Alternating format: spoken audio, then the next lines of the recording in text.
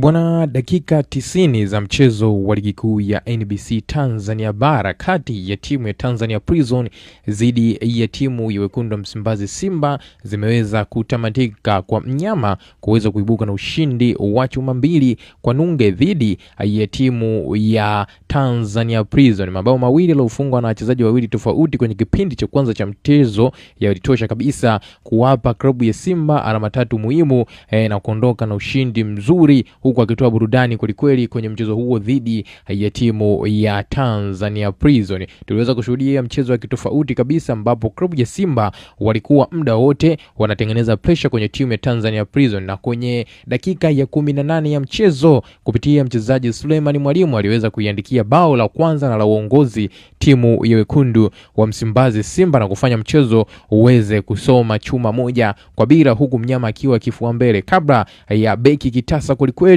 beki ya Bori Rushan Deruku kuja kuongeza chuma ya pili kupitia mkwaju wa penalti ambao waliupata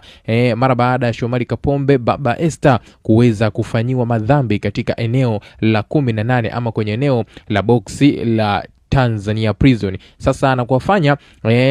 klabu ya Simba kuweza kujipatia magoli mawili kwenye kipindi tu cha kwanza cha mchezo. Goli la kwanza likifungwa na Suleiman Mwalimu, huku goli la pili likifungwa na mchezaji Rushan Deruku, na mchezo kuweza kutamatika hivyo ndani ya dakika 90. Licha ya timu ya Tanzania Prison kujaribu kutoka kwenye eneo lao na kwenda kwenye eneo la klabu ya Simba kutengeneza nafasi kaza wa kaza ili waweze angalau kusawazisha mchezo, lakini mambo ya kwenda vyema kwa upande wao. Mnyama anaibuka kidedea na kuondoka na alama zote 3 muhimu kwenye mchezo huu muhimu wa ligi kuu ya NBC Tanzania Bara 2025-2026 kati ya Tanzania Prison dhidi ya timu